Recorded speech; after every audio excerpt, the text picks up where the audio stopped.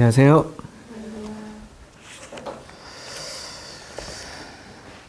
노래 가사를 하나 들려드리겠습니다. 직접 불러드릴 수는 없습니다.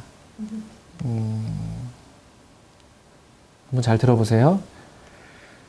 청명 한식에 나무 심으러 가자. 무슨 나무 심을래? 심리절반 오리나무, 열애갑절 스무나무, 대낮에도 밤나무, 방귀 뀌어 뽕나무, 오자마자 가래나무, 깔고 앉아 구기자나무, 거짓 없어 참나무, 그렇다고 치자나무, 칼로 베어 피나무, 니 편 내 편 양편나무, 입 맞추어 쪽나무, 너하고 나하고 살구나무, 이 나무 저 나무 내 밭두렁에 내 나무. 나무 타령이라는 민요입니다. 잘 알려져 있지 않은 민요인데 요즘은 그래도 유치원에서 덜어 좀 곡조를 붙여가지고 이렇게 노래를 애들과 함께 부르는 것들을 제가 본 적이 있는데 그걸 좀 불러보려고 했는데 네, 죄송합니다. 이 나무 타령이라는 노래는 사실은 좀 들으신 것처럼 그냥 말장난이죠. 사실은 말장난으로 그 나무들이 이름을 갖고 재미있게 이름 풀이를 하면서 이어가는 그런 노래인데 근데 지금 노래말 끝자락에 이런 표현이 있었는데 기억하신지 모르겠습니다. 이 나무 저 나무 내 밭두렁에 내 나무 라는 표현이 나와요. 내 나무. 이게 또 우리 세시 풍속 중에 하나인데 지금은 이제 거의 하지 않죠. 땅이 없으니까. 서울은 특히나 더 그렇죠. 그 내나무라는 풍속이 있었습니다. 내나무. 뭔지 아세요? 아이가 태어나면은 그 아이 몫으로 태어나면은 그 묘목을 보통 집의 뒷동산에다 또는 마당에다 심는 거였습니다. 그런데 이제 아들이 태어나면은 어떤 나무를 심냐면은 그 소나무나 잣나무를 심어가지고요. 죽을 때까지 이거는 그냥 계속 키우는 겁니다. 그래서 나중에 아이가 죽어서 관을 짜는데 쓰도록 하는 거죠. 야, 나무와 운명을 같이 하는 거죠. 그리고 딸이 태어나면은 오동나무를 심습니다. 왜 그랬을까요? 네, 오동나무를 심어서 시집 갈 때 뭐 장롱을 짠다거나 괴짝을 만든다거나 어떤 그 가구를 만들어 갈 때 쓰라고 오동나무를 심었습니다. 이게 내나무 풍속이죠. 사라져가는 우리 풍속입니다.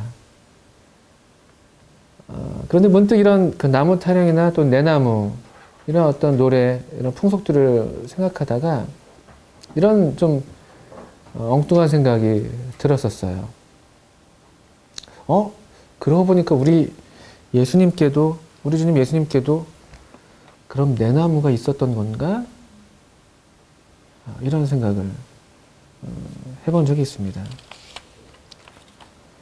사실 예수님이 이 땅에 나시던 날, 아니죠, 사실은. 내나무는 날 때 심지만, 사실 예수님이 이 땅에 나시기 훨씬 전부터 이 세상에 있기도 전에 또 시간과 공간 그 너머에 항상 존재하셨던 그분 안에 그분의 나무가 벌써부터 있었다고 말씀을 드릴 수가 있습니다.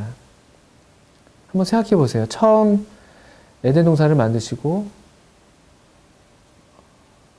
그 동산 안에 나무를 심으실 때, 특별히 생명나무와 선악을 알게 하는 나무를 심으실 때 어쩌면 하나님은 또 다른 동산에 심겨질, 또 세워질 나무를 생각하진 않으셨을까요? 범죄한 아담에게 짐승의 가죽옷을 입히시면서 짐승처럼 그 나무에 달릴 그 아드님을 생각하지는 않으셨을까요? 또 번제를 위해서 나무찜을 지고 가는 아브라함의 아들 이삭의 뒷모습을 보시면서 자신의 나무를 지고 가실 그 아드님의 뒷모습을 보시진 않으셨을까요? 또 그 나무를 지고 그 동산에 오르셨어야 할 그 아드님을 생각하진 않으셨을까요?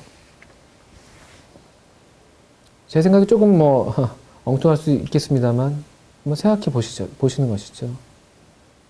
예수님이 이 땅에 나셨을 때 그분의 직업은 갈릴리에서 어촌이었죠, 어촌. 가장 흔한 직업은 어부였습니다.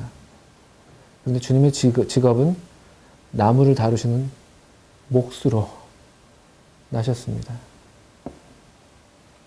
또 목수의 아들로 먼저 나셨죠. 그리고 목수로 사셨습니다. 그분이 처음 누우셨던, 아기로 태어나서 처음 누우셨던 그 말 구유는 적어도 스테인레스는 아니었을 겁니다. 어쩌면 나무였을지도 모르죠. 목수의 아들로서 또 목수로서 청년 때 그분의 손을 거쳐간 나무들이 얼마나 많았을까요? 또 그분의 손이 얼마나 그 나무로 인한 노동으로 굳은 살이 많이 배겼었을까요? 그리고 어느 한 날 마침내 우리 주님께서 나무로 만들어진 십자가를 어깨에 메시고 그 동산의 길을 가셨던 때가 있었습니다. 그리고 우리 주님께서 당신의 내나무에 매달리셔서 마지막 거친 숨을 내쉬면서 물과 피를 쏟으시면서 다 이루었다라고 말씀하셨을 때가, 그렇게 말씀하셨던 때가 있었습니다. 그분의 내나무. 우리는 잘 알고 있습니다. 십자가. 성경은 흥미롭게도 이 십자가를 표현할 때 덜어 그냥 나무라고 표현할 때가 있어요. 기억하시나요? 신명기 21장이나 갈라디아서가 신명기 21장을 인용했는데 나무에 달린 자마다 저주를 받은, 저주 아래 있는 자라. 또 베드로전서 2장에서는 친히 나무에 달려 그 몸으로 우리 죄를 담당하셨다.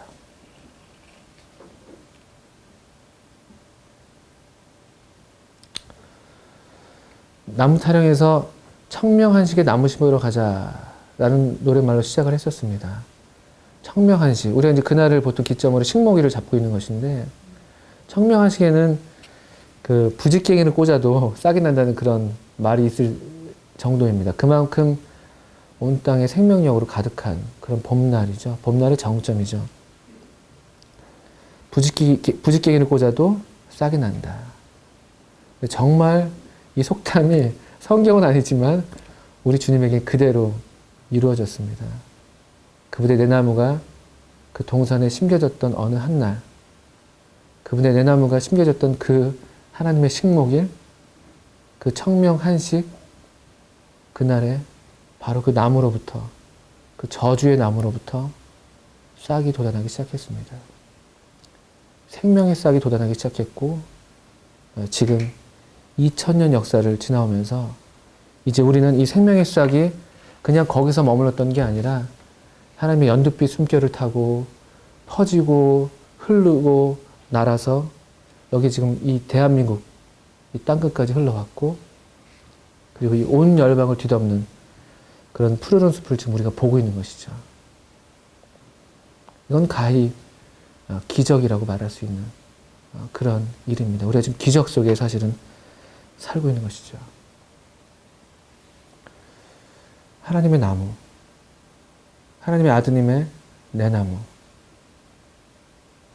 그 내나무를 통해서 우리가 이제 이 생명을 누리고 살고 있다면은 또 하나님께서 동일하게, 또 그분의 아드님께서 동일하게 우리에게 요구를 하시는 것도 잊어서는 안 될 것입니다.